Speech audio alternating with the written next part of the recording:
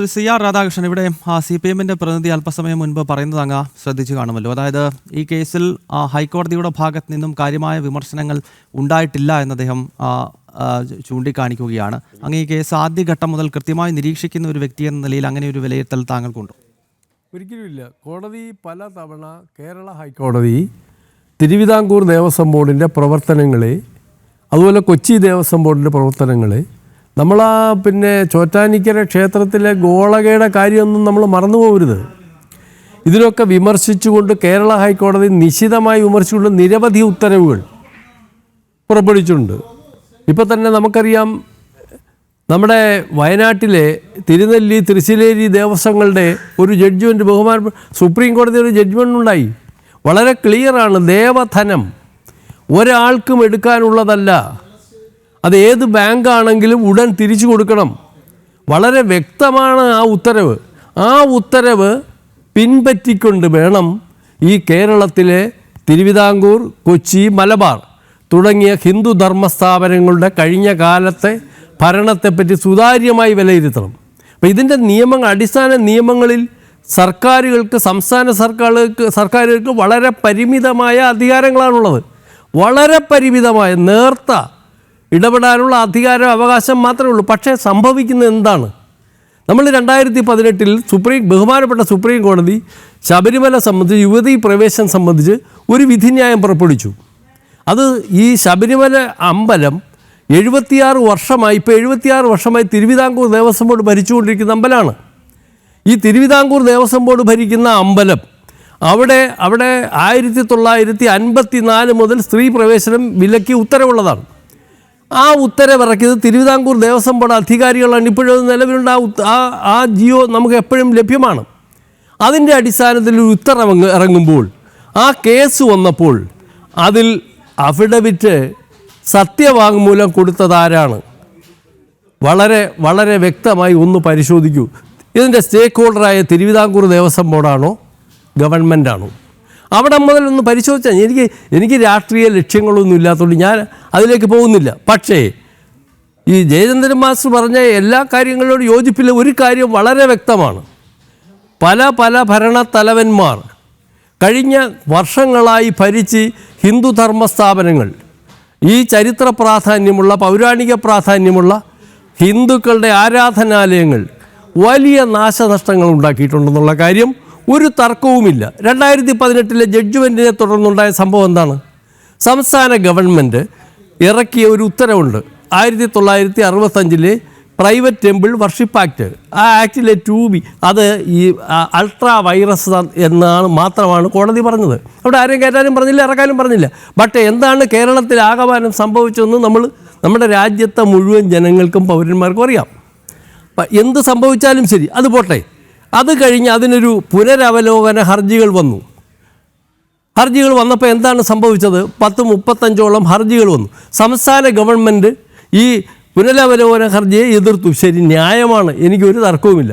പക്ഷേ തിരുവിതാംകൂർ ദേവസ്വം ബോർഡിലെ പാവപ്പെട്ട ഹിന്ദു ഭക്തന്മാർ തലയ്ക്കൊഴിഞ്ഞിരുന്ന കാശെടുത്ത് 3,60,00,000 രൂപ വക്കീലിനും ബാക്കി യാത്രാ ചെലവുകളെല്ലാം 5 കോടിയോളം രൂപ മുടക്കിയിട്ടുണ്ടെങ്കിൽ അത് തെറ്റല്ലേ?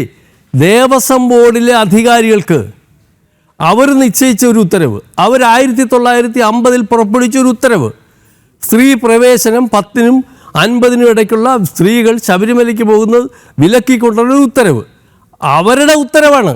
ആ ഉത്തരവ് മറികടന്ന് കോടതി വന്നപ്പോൾ അതിനെ ന്യായീകരിക്കാനല്ല അവർ പോയത്. അവരിത് പുനഃപരിശോധിക്കരുത്, സ്ത്രീ പ്രവേശന ഉത്തരവ് അതുപോലെ ക്രമപ്പെടുത്തണം ആവശ്യപ്പെട്ടാണ്. ഇതാണ് ഞാൻ പറഞ്ഞത്. ഈ 5 കോടി രൂപ ചെലവാക്കാൻ ഇവരെ ആരധികാരപ്പെടുത്തി? ഇവരെ ചെലവാക്കിയത് ന്യായമാണോ? ഇപ്പോൾ തന്നെ നമുക്കറിയാം, ഇവിടെ അയ്യപ്പ സംഗമം നടത്തി, അവിടെ ഒരു കേസ് വന്നു. അഫിഡവിറ്റ് കൊടുത്തത് എന്താ? ദേവസ്വം ബോർഡിൻ്റെ ഒരു പണവും എടുക്കത്തില്ല. 3ൻ്റെ അന്ന് 4 കോടി രൂപ കൊടുത്തു. കോടതി ഉത്തരവിറക്കി കൊടുക്കരുതെന്ന്. അതുപോലെ ഓരോ കാര്യം 2023 അവസാനമായി കോടതി പറഞ്ഞു, ഇനി മേലിൽ ദേവസ്വത്തിലെ ഇതുപോലുള്ള വിലപിടിച്ച ഉരുപ്പടികളുടെ അറ്റകുറ്റപ്പണികൾ ക്ഷേത്രത്തിന് പുറത്തേക്ക് കൊണ്ടുപോയിക്കൂടാ. ഇവിടെ 1955 സ്റ്റാറ്റ്യൂട്ടുള്ളതാണ്. അത് പോട്ടെ, അതിന് എതിരായി പ്രവർത്തിച്ചുകൊണ്ട് കോടതി 2023 വ്യക്തമായി തിരുവിതാംകൂർ ദേവസ്വം ബോർഡൊരു നിർദ്ദേശം കൊടുത്തു. മേലിൽ നിങ്ങൾ ഇമാതിരി പണികൾ ചെയ്യരുത്. ആ ഉത്തരവ് നിലവിലുള്ളപ്പോൾ 2024 എന്താണ് ചെയ്തത്? അതിനെ ലംഘിച്ചു. അപ്പോൾ അതുകൊണ്ട് കോടതികളുടെ ഉത്തരവിനൊന്നും വാസ്തവത്തിൽ അതിന് കടലാസ് വില പോലും ഇവർ പലപ്പോഴും കൊടുക്കാറില്ല. അല്ലെങ്കിൽ ഇപ്പോൾ അവസാനം ഇപ്പോൾ ചോദിച്ചപ്പോൾ എന്താ പറഞ്ഞു, ആ ഉത്തരവ് ഞങ്ങൾക്ക് കിട്ടിയിട്ടില്ല. തിരുവിതാംകൂർ ദേവസ്വം ബോർഡിൻ്റെ 4 വക്കീലന്മാർ കേരള ഹൈക്കോടതിയിൽ പ്രവർത്തിക്കുന്നുണ്ട്. തിരുവിതാംകൂർ ദേവസ്വം ബോർഡിലൊരു ഒരു ജില്ലാ ജഡ്ജി ലാ ഓഫീസറായി പ്രവർത്തിക്കുന്നുണ്ട്. 4 ലാ ഗ്രാജുവേറ്റ് ലീഗൽ അസിസ്റ്റൻറ്റുമാർ, ഒരു 10 ഉദ്യോഗസ്ഥന്മാർ അടിസ്ഥാന നിയമപരിജ്ഞാനമുള്ളവർ അവിടെ പ്രവർത്തിക്കുമ്പോഴാണ് ഇതൊക്കെ സംഭവിക്കുന്നത്. അപ്പോൾ ഇതാണ് ജയന്ദ്ര മാസ് പറഞ്ഞ കാര്യം ഞാൻ അടിവരയിട്ട് പറയുന്നത്. നമ്മൾ 1949 കവനൻ്റ്, ആ 22 ആർട്ടിക്കിളുള്ള കവനൻറ്റിൽ വളരെ വ്യക്തതയോടുകൂടി പറയുന്നുണ്ട്, ഇതിനെന്തെങ്കിലും ഡിസ്പ്യൂട്ട് ഉണ്ടായാൽ, ഈ സ്ഥാപനങ്ങൾ ആക്രമിക്കപ്പെട്ടാൽ, ഈ സ്ഥാപനങ്ങൾക്ക് നഷ്ടം സംഭവിച്ചാൽ കേന്ദ്ര ഗവൺമെൻറ് ഇടപെട്ടുകൊള്ളാം എന്നൊരു വ്യവസ്ഥ ഇതിനുണ്ട്. അതുകൊണ്ടാണ് ഞാൻ പറയുന്നത്, ഈ ഹിന്ദുധർമ്മ കേരളത്തിലെ ഈ ചരിത്ര പ്രാധാന്യമുള്ള, പൗരാണിക പ്രാധാന്യമുള്ള, അതുപോലെ തന്നെ ആരാധനാ പ്രാധാന്യമുള്ള മുഴുവൻ കാലഘട്ടത്തിലെ മുഴുവൻ തലമുറയുടെയും അടിസ്ഥാന സമ്പത്തായി ക്ഷേത്രങ്ങളുടെ ഭരണം അടിയന്തിരമായി ആവശ്യമായ പരിഷ്കാരങ്ങളോടുകൂടി ഈ കാലാകാലങ്ങളിൽ വരുന്ന രാഷ്ട്രീയ ഇതരമാക്കി കൊണ്ടുപോകാൻ പരിശ്രമം നടത്തേണ്ടതുണ്ട്. അതുകൊണ്ടാണ് ഞാൻ പലപ്പോഴും പറഞ്ഞത്, കവനൻറ്റിലെ വ്യവസ്ഥ പ്രകാരം ഗവൺമെൻറ് ഇടപെടണം, കേന്ദ്ര ഗവൺമെൻറ് ഇടപെടണം. അപ്പോഴാണ് ആരോ പറയുന്നു കേന്ദ്ര ഗവൺമെൻറ് മതധർമ്മ സ്ഥാപനങ്ങളെ ഭരിക്കാൻ പറ്റില്ലെന്ന് ഏതോ ഒരു ചർച്ചയിൽ ഒരാൾ സംസാരിക്കുന്നത് കേട്ടു. ഇന്ത്യയിലെ ഏതാണ്ട് 5000-ഓളം മഹാക്ഷേത്രങ്ങളുടെ പ്രവർത്തനവും അറ്റകുറ്റപ്പണികളും പുരാവസ്തു വകുപ്പ് നിർവഹിക്കുന്നുണ്ട്.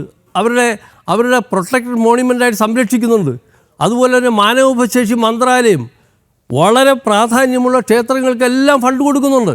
അപ്പോൾ അതിനൊന്നും ഒരു കുഴപ്പമില്ല, അതിന് മതനിരപേക്ഷവും അപേക്ഷവും ഒന്നുമില്ല. അപ്പോൾ അതുകൊണ്ടാണ് ഞാൻ പറഞ്ഞത്, ഇത് മതിയായ സമയമാണ്, മതിയായ കാലമാണ് അടിസ്ഥാനപരമായി ഇതിൻ്റെ പിന്നിലേക്ക്. കാരണം ഈ സംസ്ഥാന ഗവൺമെൻറ്, കേരളത്തിലെ സംസ്ഥാന ഗവൺമെൻറ് ഉണ്ടാകുന്നതിന് മുമ്പ് 1950 വന്ന ഒരു സംവിധാനമാണിത്. അപ്പോൾ അതുകൊണ്ട് ഇത് ഒരു രാഷ്ട്രീയക്കാരെ ഞാൻ കുറ്റം പറയില്ല. പക്ഷേ ഇത് കാലാകാലങ്ങളിൽ വരുന്ന മതനിരപേക്ഷ ഗവൺമെൻറ്റുകൾക്ക് ഈ മതധർമ്മ സ്ഥാപനത്തിൻ്റെ ഭരണത്തിൽ ഇടപെടാനാവാത്ത വിധം നിയമനിർമ്മാണം നടത്തേണ്ട കാലം അതിക്രമിച്ചിരിക്കുകയാണ്.